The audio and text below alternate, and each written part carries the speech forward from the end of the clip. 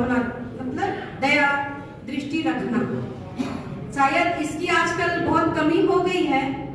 शायद इसीलिए कुछ बड़े लोग मिल के ये आपस में यहाँ पे मेल मिलाप रखे हैं कि एक दूसरे को प्रेम और भावना सिखा सके, एकजुटता सिखा सके। तो इसीलिए मैंने कहा कि सबसे पहले हम हिंदुस्तानी हैं। तो मैं मारवाड़ी युवा मंच नवज्योति शाखा महिला मंडल से यहाँ पे आई हूँ और मुझे बहुत खुशी हो रहा है यहाँ पे आके कि मुझे यहाँ कुछ बोलने का मौका मिला है। ज़्यादा तो नहीं बोलूँगी, टाइम बहुत ज़्यादा हो गया है। एक ब्रिटेन के लोगों से पूछा गया इंटरव्यू में कि सबसे अमीर देश कौन सा है। ब्रिटेन के लोग से पूछा गया कि सबसे अमीर देश कौन है, तो आप बोलोगे कि यूएसए है, रूस है, चाइना है, पर वहां के रहने वाले निवासियों का सोच क्या है देखिए। वो बोलता है कि वो देश अमीर है जहां त्योहार है, एकजुटता है, प्रेम है, भाईचारा है, दुख तकलीफ में एक दूसरे के साथ है, वो देश सबसे अमीर है। ना कि पैसे और मिसाइल बना लेने से इंसान या देश अमीर हो जाता है।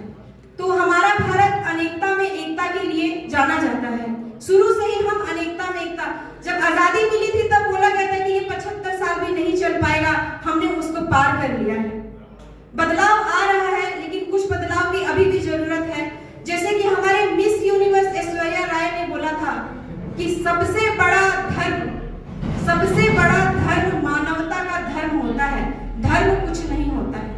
इंसान के अंदर मानवता, और सबसे बड़ा भगवान जो हमारे होते हैं वो सर्वव्यापी है, सब जगह है, एकता है।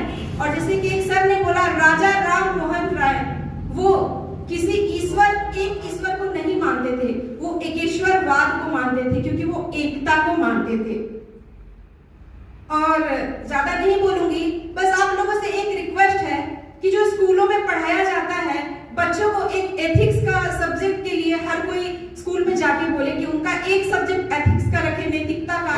क्या है, हम बड़े होकर उतना नहीं सुधार कर सकते जो कि हमारे मूल में सुधार किया जा सकता है। जैसे कि हमारे देश में पंचायती राज इसलिए बनाया गया था ताकि शुरू से ही गांव की समस्या को समझा जाए, तब शहर की समस्या में सुधार आ सकता है।